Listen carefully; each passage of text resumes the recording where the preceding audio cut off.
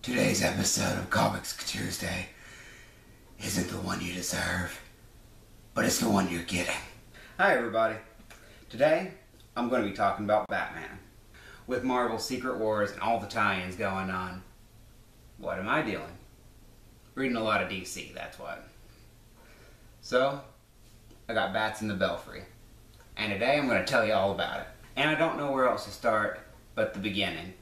Not the beginning of Batman, you can find that other places. I mean my beginning with Batman. I was born in the 90s, and at that time there's a lot of Batman going on. There's the movie series still going on, there's the animated show, which was a masterpiece. That's of course followed up by Batman Beyond, which is my favorite Batman. And now more recently there's been the Christopher Nolan Batman trilogy. It's a good time for Batman. Oh, and Batman vs. Superman looks amazing! So now I'm going to get into what's great about Batman. It's a lot. As far as superheroes going and being cool and interesting, nothing beats Batman. Batman is just so aesthetically pleasing, frequently well drawn, with really distinctive look with the cowl and the cape, frequently well written. There's plenty to love, even if you're not into superheroes, in which case, I'm not sure why you're watching my video, but thank you.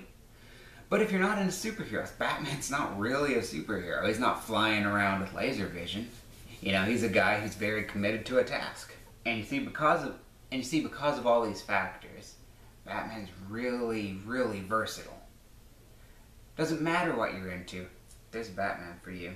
For the more casual fan, there's the movies from the 80s and 90s. There's the Adam West TV show.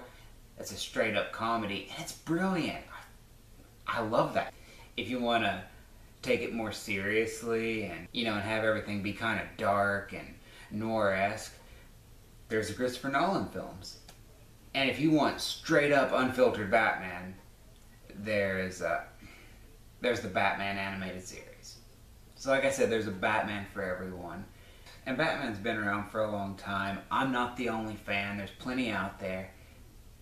And they do some amazing things. For example, a lot of the same kids who grow up reading Batman have gotten into writing Batman and drawing Batman and making the films. And it's sort of building up on itself over time, you know? Like, there's a certain cool idea and someone reads that and comes along later and takes it further. And you get a lot of just pure Bat goodness out of that. Even the people who don't even touch the Batman series, you can see it kind of dispersing through other things. Like lots of other characters are very Batman-esque in ways. Even just in comic books, you have Daredevil, Moon Knight, Night Owl. You have the broader thing, like people just wanting to be like Batman, wanting to be smarter and better and above all, a good person, which I think is really remarkable. And also, while I'm talking about fans of Batman, I'm going to tell you about some fan comics. Color me shocked, I thought this was something I would never talk about on Comics Tuesday, but there's some amazing fan comics of Batman. So I can't go without mentioning them. There's two I'm going to tell you about, and I'm going to link them down in the description. So the first one I'm talking about is called The Dill, and it was written by Gerardo Precchiato and drawn by Daniel Bayliss. This is kind of a take on Batman that, for obvious reasons, once you've read it, DC themselves is never going to do. But oh my god, it's interesting. The second one is called Something Terrible, and it's written and drawn by Dean Tripp. And this one, believe it or not, is autobiographical. Dean Tripp is bearing his soul talking about something terrible that happened to him. He was sexually abused as a child and is using comics as a form of catharsis and therapy, and he puts it right out there. But he just shows what a character like Batman can mean to someone. Moving on. Batman's been in all forms of media, so let's do a mad dash through. I'll tell you some things you should check out. For TV shows, check out the Adam West show, Comedy Gold, the animated series, none better, and the Batman's no slouch. And for movies, I'm not going to stay here too long because I'm sure you've heard of the Dark Knight trilogy and heard lots and lots of praise that it is getting for a reason. Also, Batman vs. Superman really looks like it's going to be amazing. And in video games, it's oddly kind of bookended. There's the one on the original Nintendo that was very good. A lot that aren't so great.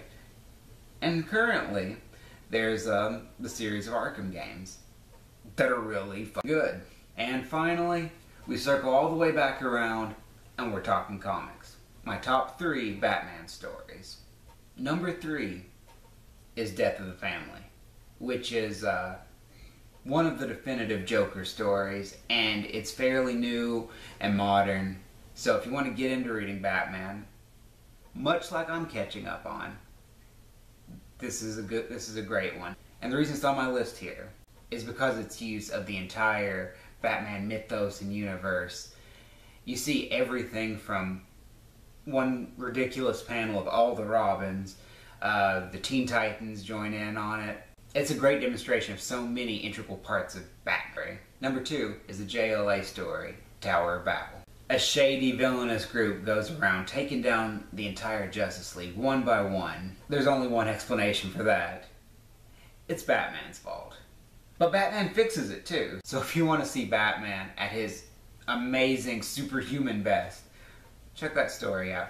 And if you don't have access to the comic book version, there is a DCU animated version of the same thing. It's called Justice League Doom, and it is an amazing adaptation. And number 1, I'm not going to talk too much about it because you've already heard it. It's The Dark Knight Returns. And based on that trailer for Batman vs. Superman, I hope they rip off and adapt this wholesale. The Dark Knight Returns is Batman at his craziest, which is great. So those are my favorite stories. That's why I love Batman, but there's so much more I want to talk about. My favorite Batman villain is Bane. I kind of don't mind the way they brought Jason Todd back with the Superboy Prime punching, and I kind of do think that Batman could take Superman in a fight sometimes, maybe. Holy burrito, Batman! It's about time to wrap this up. But don't worry, I'm not done talking about Batman. I could make 10, 20 more videos all about it. But for today, I better stop. This would be a good end to the video. But not good enough, because it's time for the viewer question of the week, which is Batman vs. Superman, Batfleck. How do you feel about Ben Affleck as Batman? Personally, I love it. I think he'll do a great job, but that's my opinion. Do you agree with me? Do you disagree with me? Do you disagree with me about something else? Well, Swear at me! in the comment section below. And don't forget to like this video, subscribe to my channel, and come back next time for Comics Tuesday. And on the next Comics Tuesday, someone call a doctor, because I'm going to be talking about the Hulk's gamma-irradiated sonic clap. Thanks for watching.